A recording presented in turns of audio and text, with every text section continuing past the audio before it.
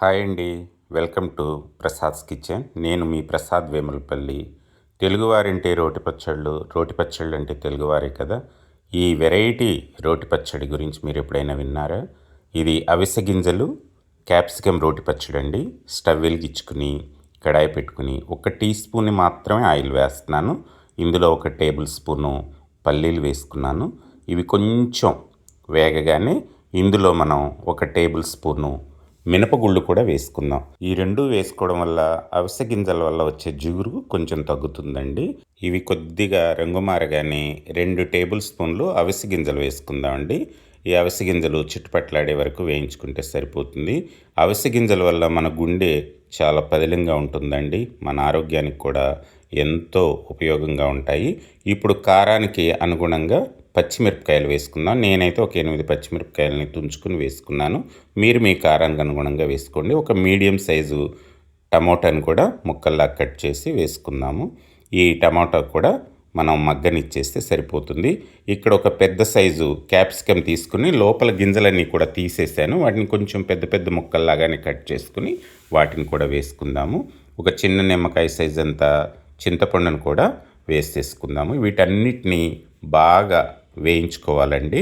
ఇప్పుడు ఒక 7-8 వెల్లుల్లిపాయలను కూడా వేస్తున్నాను. వీటిపైన పొట్టేమి తీయాల్సిన అవసరం లేదు. 1 టీ స్పూన్ జీలకర్ర కూడా వేసేసాను. వీటన్నిటిని ఇప్పుడు బాగా వేయించుకుందాము. ఒక 3-4 నిమిషాల పాటు మూత పెట్టేసుకున్నాం అనుకోండి, ఈ ముక్కలన్నీ కూడా మగ్గిపోతాయి. చూడండి, ఇలా మగ్గితే సరిపోతుంది. ఇప్పుడు స్టవ్ ఆఫ్ చేసేసి వీటిని పక్కన పెట్టుకుని పూర్తిగా చల్లారనిద్దామండి. చల్లారిపోయాయి. వీటిని మిక్సీ జార్ తీసుకుని అందులో వేసుకుందాము. రోట్లో నూరుకోవాలనుకునే వాళ్ళు రోట్లో నూరుకోవచ్చండి. నేనైతే ఈ జార్లోనే కచ్చాపచ్చాగా మిక్సీ పట్టేసుకుంటాను. ఒక గుప్పెడు శుభ్రంగా కడుక్కున్న కొత్తిమీర కూడా వేసుకుందాము.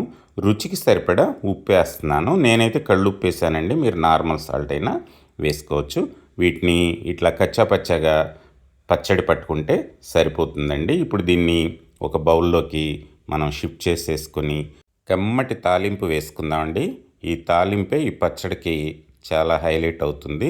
గుమగుమలాడుతూ ఉండే ఈ తాలింపు కోసం స్టవ్ వెలిగించి ఒక ప్యాన్ పెట్టి ఒక 2 టీ స్పూన్లు ఆయిల్ వేస్తున్నాను.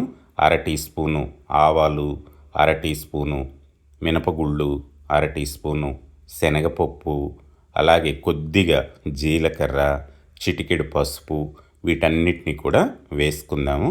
ఒక ఎండుమిరపకాయను కూడా ముక్కల్లాగా చేసుకుని వేసేసాను. ఒక రెమ్మ కరివేపాకు కూడా వేసుకుందామండి.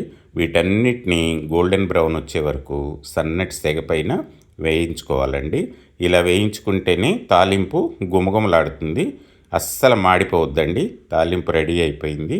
దీన్ని మనం పట్టుకున్న అవిసె గింజలు క్యాప్సికమ్ పచ్చడిలో కలిపేసుకుందాం.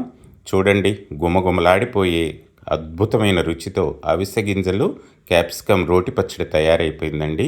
ఈ పచ్చడి మనకి ఎంతో ఆరోగ్యంతో పాటు మనకి రుచిని కూడా చాలా చాలా అందిస్తుందండి. ఈ నా వీడియో మీకు నచ్చినట్లయితే లైక్ చేసి షేర్ చేయండి. అలాగే సబ్స్క్రైబ్ చేసుకోండి. మరిన్ని మంచి వీడియోల కోసం నా ఛానల్ని ఫాలో అవుతూ ఉండండి. Thank you very much.